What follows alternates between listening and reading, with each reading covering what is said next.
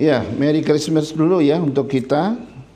Hari ini hari yang istimewa di mana kita boleh berada di hari tanggal 25 Desember ya. Satu hari yang sangat bersejarah buat kita. Nah, saudara-saudara, mari kita lihat satu teks Alkitab dari Yohanes 3 ayat 16. Satu ayat yang sangat terkenal, yang sangat kita hafal ya. Bahkan kita nggak perlu baca pun kita hafal gitu ya. Kita bacakan Yohanes 3 ayat 16. Kita baca bersama-sama. Tidak hanya saya yang membaca, tapi kita semua membaca. Demikian firman Tuhan. 2, 3. Karena begitu besar kasih Allah akan dunia ini, sehingga ia telah mengaruniakan anaknya yang tunggal, supaya setiap orang yang percaya kepadanya tidak binasa, melainkan beroleh hidup yang kekal. Ini ayat yang sangat terkenal ya. Nah saudara, hari ini adalah minggu terakhir daripada bulan Desember. Itu artinya kita sudah di penghujung tema bulanan kita tentang love of God ya. Kasih Allah. Selama bulan Desember ini kita sudah melihat tema-tema mingguannya. Masih ingat yang pertama kita sudah lihat makna tentang kasih Allah. Lalu kita juga sudah melihat kebesaran daripada kasih Allah. Dan yang minggu lalu kita sudah melihat kasih Allah dalam lahir dan matinya sebenarnya. Tapi dikasih tema yang khusus yaitu born to die gitu ya. Lalu hari ini kita akan melihat kesempurnaan daripada kasih Allah itu. Atau kasih Allah adalah kasih yang sempurna. Nah ini penutup daripada tema bulanan kita. Saya berharap kita tidak melupakan khotbah saya minggu yang pertama. Di sana saya sempat mengatakan bahwa secara umum manusia memiliki 3 kasih. Ya boleh next ya anunya. Manusia memiliki 3 kasih ya. Kita masih ingat ya. Kasih yang pertama itu kasih filiah atau phileo ya. Ini adalah kasih persahabatan. Saya ulang sedikit supaya saudara kena nyambung dengan yang hari ini. Kemudian kasih storge, ini kasih yang persahabatan ya.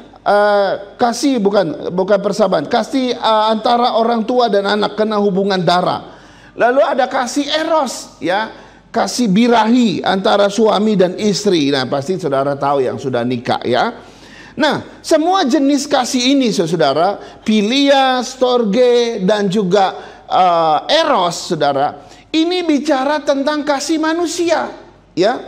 Kasih manusia, kasih yang disebut sebagai kasih horizontal ya. Jadi 3 kasih yang pertama itu disebut kasih yang horizontal. Horizontal itu adalah begini ya, datar begini. Jadi kasih antara manusia dengan manusia, manusia dengan manusia. Ini garis datar, namanya garis horizontal. Maka ini disebut kasih horizontal ya.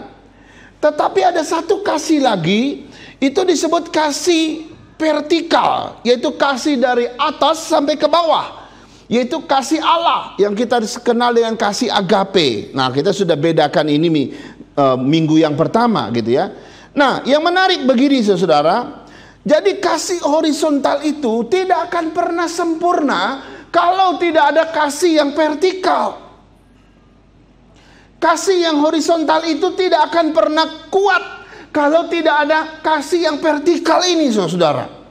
Kasih yang vertikal ini adalah kasih yang harus menopang daripada kasih yang horizontal. Saudara lihat, bukan kebetulan salib dibikin kayak gitu. Ada yang vertikal, ada yang horizontal, jadilah salib, betul tidak? Seandainya tiang yang dari atas ke bawah itu saudara cabut, maka yang melintang itu, yang horizontal itu pasti jatuh ke bawah. Betul ya? Ketika kita lepaskan yang vertikal, maka yang horizontal akan jatuh. Artinya apa? Ketika kasih Allah dicabut daripada kasih manusia, maka kasih manusia itu akan jatuh.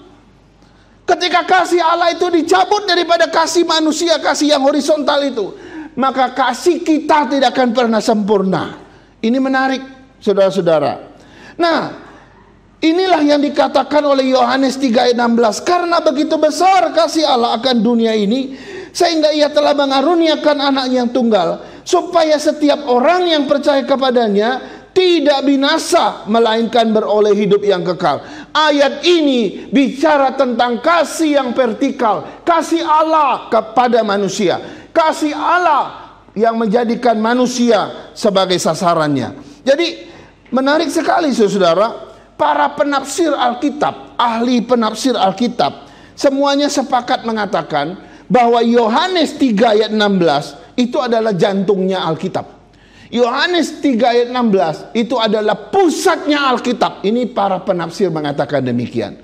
Kalau ayat Yohanes 3 ayat 16 ini dicabut daripada Alkitab, maka Alkitab tidak akan menjadi Alkitab. Kalau Yohanes 3 ayat 16 ini dipisahkan dari Alkitab, maka Alkitab tidak ada artinya. Alkitab akan menjadi kosong. Ini menurut para ahli penafsir. Jadi ayat yang Yohanes 3 ayat 16 merupakan suatu pusat daripada seluruh Alkitab, karena bicara tentang kasih Allah kepada manusia. Nah, saudara-saudara, di dalam ayat ini kita menemukan satu kalimat, ya, karena begitu besar kasih Allah. Saudara lihat, karena begitu besar kasih Allah. Ini menyatakan apa? Ini menyatakan kasih yang sering kita dengar, bahwa kasih Allah itu adalah kasih yang besar, kasih yang begitu luas, kasih yang begitu tinggi, kasih yang begitu dalam. Saudara-saudara, sering kita mendengar kasih Yesus, kasih yang besar, luas, begitu tinggi, begitu dalam, saudara-saudara. Nah, ini bicara tentang apa? Ini bicara tentang kesempurnaan kasih Allah. Siapa manusia yang punya kasih seperti Tuhan? Yang begitu tinggi, begitu luas, begitu dalam. Kalau engkau punya kasih yang begitu tinggi, begitu dalam, dan begitu luas, itu kasihmu sempurna. Tapi nggak ada satupun punya kasih seperti itu kecuali Tuhan. Hanya Tuhan dikatakan oleh Alkitab bahwa kasih Allah itu begitu luas, begitu tinggi, begitu dalam. Artinya kasih Allah sempurna adanya, sehingga otak manusia pun tidak bisa memikirkannya. Pikiran kita begitu terbatas untuk memahami kasih Allah, karena begitu luas, begitu tinggi, dan begitu dalam bagi kita. Nah, saudara-saudara, kita melihat ada 3 unsur sebenarnya di dalam Yohanes 3 ayat 16 yang membicarakan kesempurnaan kasih Allah. Ya, kasih Allah yang sempurna itu memiliki 3 hal. Yang pertama, slide-nya, ya. Yang pertama adalah di dalam Yohanes 13 itu bicara tentang objek kasih Allah. Ini unsur pertama. Ya, dikatakan karena begitu besar kasih Allah akan dunia ini. Siapa dunia ini? Apakah Allah mengasihi bumi? Mengasihi dunia ini semata-mata dunia saja? Ternyata tidak, saudara. Karena ada bahasa begini, supaya setiap orang yang percaya. Nah, di situ baru ketahuan, ternyata yang menjadi sasaran kasih Allah, yang menjadi objek utama kasih Allah, itu bukan tanah, bukan bumi, bukan laut, bukan langit, bukan benda-benda di luar angkasa sana, bukan binatang, bukan tumbuhan. Yang menjadi objek utama daripada kasih Allah adalah manusia sendiri, yaitu saya dan saudara. Amin. Amin. Kita adalah objek kasih Allah, bukan yang lain-lain.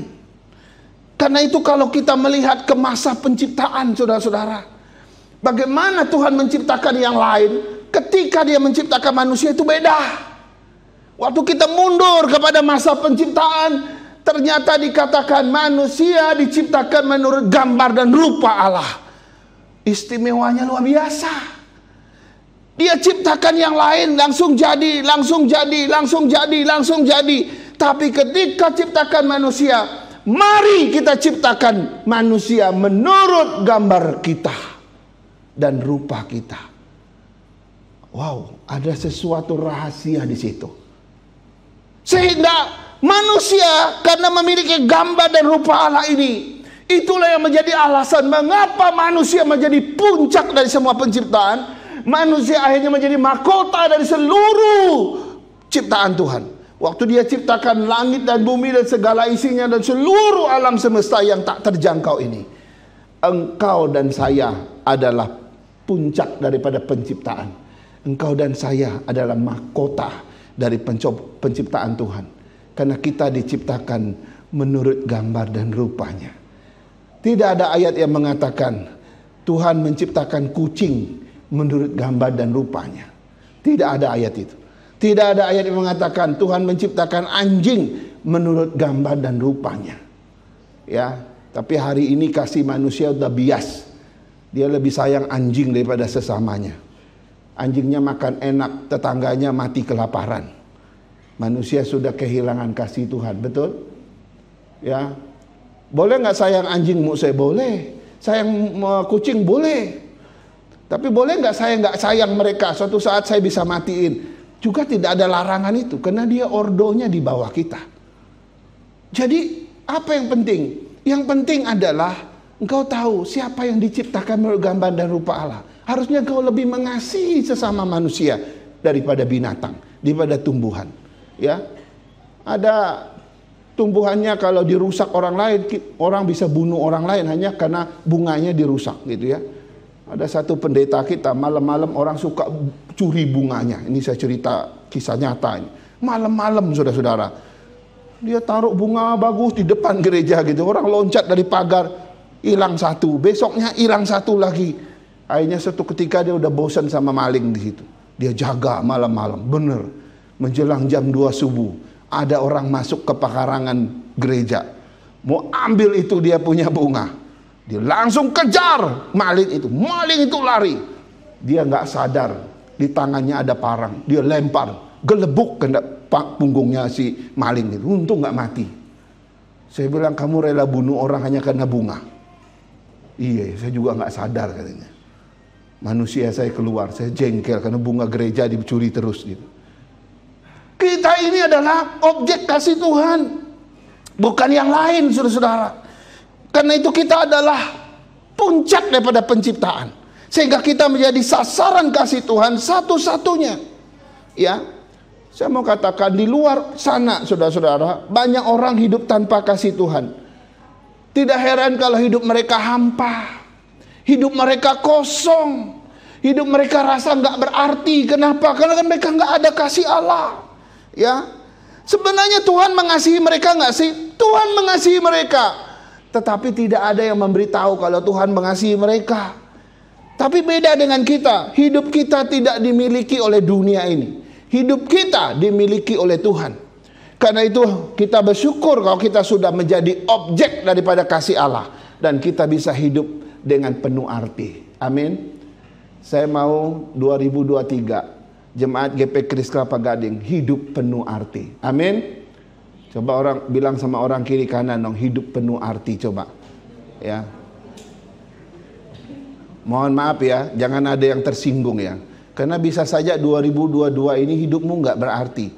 Karena kamu ditegur sama orang di sebelahmu, hidup harus penuh arti. Amin. Sekarang kita lihat yang kedua, saudara-saudara. Yang kedua, next. Yang kedua, hal yang kedua yang ada dalam kesempurnaan kasih Allah adalah ternyata kasih Allah itu memiliki satu hadiah.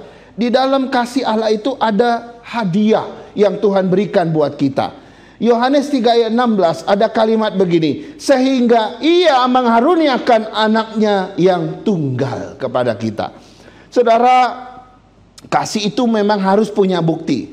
Ya, misalnya ketika saudara mengasihi pacarmu, mengasihi kekasih hatimu, pasti kamu akan memberi untuk dia. Ya, bisa barang kesukaannya, bisa kado, bisa kejutan-kejutan gitu ya. Kejutannya tiap hari malah gitu ya. Hebat sekali gitu ya.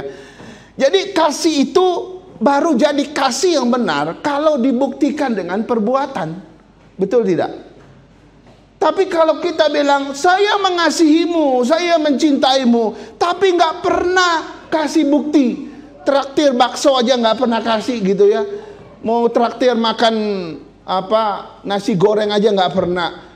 Itu kasih yang omong kosong. Kasih yang omong kosong itu kasih yang tidak ada bukti.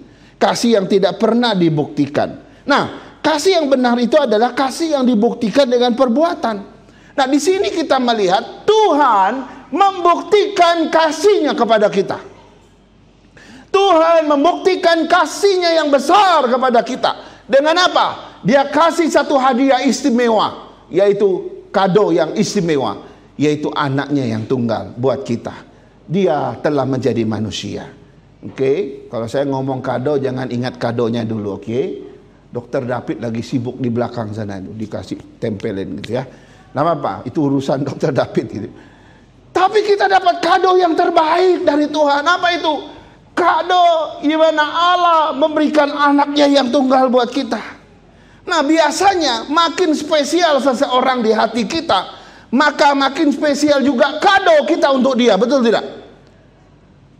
Kalau dia biasa-biasa saja, kadonya juga biasa-biasa, selalu begitu. Tapi kalau orang ini spesial untuk kamu, maka engkau pasti akan memberi yang spesial juga. Nah, di mata Tuhan, engkau dan saya adalah spesial luar biasa. Kenapa? Dia memberikan hadiah yang spesial sekali, yaitu Yesus, anaknya yang tunggal. Ketika dia kasih Yesus untuk kita, di situ kita baru tahu betapa spesialnya saudara dan saya di mata Tuhan. Karena kado yang spesial. Luar biasa ya. Sini saya melihat bahwa kasih Tuhan luar biasa. Dan yang menarik lagi bahwa demi saya dan saudara, Yesus rela mengalami banyak hal hanya untuk membuktikan cinta dan kasih-Nya kepada kita. Kalau kita memperhatikan salib Kristus, saudara ya, di sana kita lihat kasih Allah kepada manusia, kasih Allah kepada umat pilihannya, itu dua hal berbeda. Kasih Allah kepada seluruh umat manusia dengan kasih Allah kepada umat pilihan Tuhan, ternyata itu dua hal yang berbeda. Kasih Allah kepada seluruh umat manusia ini bicara tentang kasih Allah secara kuantiti. Saudara yang berbisnis tahu ya, kuantitas, secara jumlah. Kasih Allah kepada seluruh umat manusia itu bicara tentang kasih secara kuantitas, secara jumlah. Ya.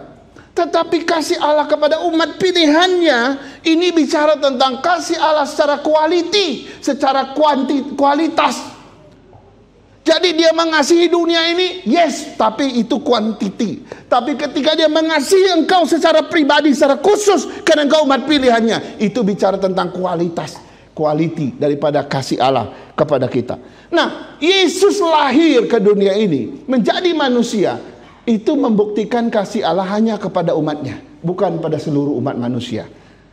Jadi salah kalau kita pikir atau kita bicara Yesus itu lahir untuk seluruh umat manusia. Yang benar ia lahir dan dia mati hanya untuk umat yang percaya kepadanya. Bagi mereka yang tidak percaya, mereka tidak akan mengalami kasih Allah yang quality ini. Mereka hanya bisa mengalami kasih Allah yang quantity. Ketika matahari terbit, semua kita dapat. Orang yang di luar sana nggak percaya Tuhan juga dapat, betul. Ketika engkau menanam, tumbuh tanamanmu menjadi penghasilan, itu juga berlaku bagi orang-orang yang tidak mengenal Tuhan. Ketika engkau berbisnis, orang di luar Tuhan juga bisa jadi kaya raya. Tapi itu adalah anugerah umum, kasih Allah secara kuantiti. Tetapi ada kasih Allah secara kualitas hanya terbatas pada umat pilihannya, yaitu melalui Yesus yang hidup, lahir, hidup, dia mati dan bangkit buat saudara dan saya. Wow, kita ternyata spesial sekali, bukan? Jadi kalau kita lihat Matius 1 ayat 21, Matius 1 ayat 21 berkata begini, ia akan melahirkan anak laki-laki dan engkau akan menamakan dia Yesus, karena dialah yang akan menyelamatkan umatnya dari dosa mereka. Siapa umatnya di sini? Mereka adalah umat pilihannya. Jadi orang di luar sana yang nggak kenal Tuhan diselamatkan nggak? Enggak. Inilah yang akhirnya kita mengerti bagaimana Tuhan menspesialkan kita yang percaya kepadanya. Jadi hanya umatnya yang mengalami kasih Allah. Jadi kita mestinya bersyukur karena kasih yang kita terima itu kasih yang spesial, kasih yang berkualitas. Ya, kita jangan takut dengan apapun. Kenapa? Kasih yang Allah berikan buat kita itu kasih yang luar biasa. Tahun 2023 banyak orang yang takut gitu ya. Katanya menakutkan, mengerikan. Kita nggak tahu apa yang terjadi tahun 2023. Tetapi apapun yang terjadi di tahun 2003, kasih Allah jauh lebih besar dari apapun situasi hidup kita. Kasih Allah adalah kasih yang melingkupi kita. Luar biasa ya. Sekarang kita lihat yang terakhir. Hal yang ketiga yang ada di dalam kesempurnaan kasih Allah adalah ternyata ada tujuan di balik kasih Allah yang sempurna itu. Yohanes 3 ayat 16 bagian C menyebutkan begini, supaya setiap orang yang percaya kepadanya tidak binasa, melainkan beroleh hidup yang kekal. Saudara, dari sepenggal kalimat ini kita akhirnya tahu tujuan daripada kasih Allah. Tujuan dari kasih Allah adalah supaya engkau dan saya diselamatkan, supaya saya dan saudara diselamatkan, dibebaskan dari kebinasaan. Itu tujuannya. Menarik ya. Jadi tujuan kasih Allah ini sangat agung sebenarnya. Tujuan kasih Allah ini sangat mulia, sangat mahal. Ia rela mati asalkan engkau dan saya diselamatkan. Luar biasa. Itu sebabnya Yesus rela mengalami hal-hal yang paradok dengan posisi dia sebagai Allah.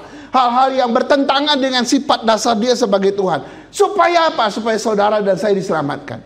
Kalau kita melihat di kayu salib, saudara-saudara, kita bisa menemukan ada paling tidak ada 3 paradoks, 3 hal yang bertentangan dengan natur dia sebagai Allah. Yang pertama kita bisa lihat begini. Bayangkan saudara, Yesus yang sangat mulia. Dia mulia di sorga. Dia bertakhta di tempat yang paling tinggi. Dia ada di sorga. Dia rela mengalami penghinaan yang sangat rendah di kayu salib. Ini namanya paradoks. Orang yang paling mulia sekarang dihina di tempat yang paling rendah. Ini paradoks di dalam kayu salib. Karena orang yang disalib zaman itu tuh orang-orang yang paling dihina, dilecehkan. Bayangkan dia yang maha mulia di tempat yang tinggi rela direndahkan. Minggu yang lalu saya ngomong sama pemuda, Yesus itu rela turun derajat demi saudara dan saya. Saudara pikir gampang turun derajat? Paling susah turun derajat. Orang jadi kaya itu gampang, tapi orang kaya jadi miskin gampang nggak? Gak gampang, saudara. Kalau mau coba, mau buktikan ini turun derajatnya, saya suruh aja siapa yang rela ya jadi kayak pengemis gitu di lampu merah di depan sini. Nggak usah 1 tahun deh, ya seminggu aja pakai baju yang compang-camping, ya berdiri di situ sambil kasih mangkok minta uang gini. Saudara berani nggak? Saya yakin saudara akan tutup mukamu. Karena siapa tahu ada jemaat GP Kris lewat. Loh, ini kan jemaat kita gitu. Tapi gini gitu. Saudara rela, bayangkan itu cuma turun dikit aja. Yesus itu di tempat yang maha mulia, di tempat yang ketinggian yang maha agung, dia rela turun dihina sampai di bawah. Saudara, ada tukang kungfu, jago kungfu, dari kecil dia jago kungfu, dia sudah level paling tinggi. Itu sekali kungfu orang bisa KO itu. Lalu waktu dia jadi hamba Tuhan, dia kan harus belajar rendah hati, betul tak? Wah, waktu dia jadi hamba Tuhan, dia bukannya dihargai, jemaatnya justru ngomongin dia, jelek-jelekin dia, ceritain kelemahan dia kepada orang lain. Dia tahan, saudara. Ini orang jago kungfu loh, gampang emosi, dia tahan. Dia rasa nggak sanggup lagi, sampai dia ngomong sama istrinya, aduh, kalau saya ini tidak jaga, tidak ingat Yesus yang merendahkan diri, saya ini bisa nggak tahan. Sekali saya sikat habis ini orang. Saya punya kungfu loh, saya punya potensi untuk jatuhin kamu. Kalau ini keluar bahaya kamu. Tapi dia tekan, kungfu saya udah lama saya simpen, tidak mau lagi saya keluarkan. Kan itu masa lalu saya. Saya tahan. Saya bisa bayangkan bagaimana Kristus yang bisa sekali begini aja sama tentara Romawi bisa habis. Dia bisa turun naik kalau dia mau di kayu salib, tapi dia tidak lakukan. Dia maha kuasa kok. Tapi demi kita, dia rela alami paradoks itu. Susah kan? Sesuatu yang mampu kita kerjakan, kita tahan untuk tidak kerjakan, itu sangat susah. Ya, kita paling senang, wah gitu ya. Semalam saya ketemu sama satu ibu. Rupanya dia jual minyak antar negara, Indonesia dengan luar negeri. Saya lihat ibu ini ngomongnya, wah saya pesan satu tanker itu, saya dekat dengan aguan lah, macam-macam dia cerita gitu ya. Sepertinya dia nggak sanggup menahan itu, padahal baru kali ini bertemu dengan kita ya. Tapi ngomongnya besar sekali ke sana kemari. Dalam hati saya justru ragukan. Orang yang betul-betul kaya biasanya nggak mau ngomong banyak, tapi dia ngomong, wah dia dari ujung ke ujung dia cerita luar biasa. Sangat susah kita menahan untuk rendah hati, sangat susah. Tapi Yesus yang turun derajat demi kita, dia rela melakukan semua itu. Kenapa? Supaya engkau dan saya diselamatkan. Paradok yang kedua menarik. Yesus yang adalah terang. Dan dia rela mengalami kegelapan di Bukit Golgota. Yang ketiga yang menarik, Yesus yang tidak pernah terpisah dari Allah Tritunggal. Allah Bapa, Putra dan Roh Kudus memiliki satu pola relasi yang sangat bagus. Mereka begitu menyatu satu sama lain. Yesus yang gak pernah terpisahkan dari Bapa. Di kayu salib sejenak dia harus terpisah, ditinggalkan oleh Bapa. Sampai dia berkata, Eli, Eli lama sabaktani. Ya Bapa, mengapa engkau tinggalkan aku? Allah Bapa sejenak harus tinggalkan Allah Anak. Supaya apa?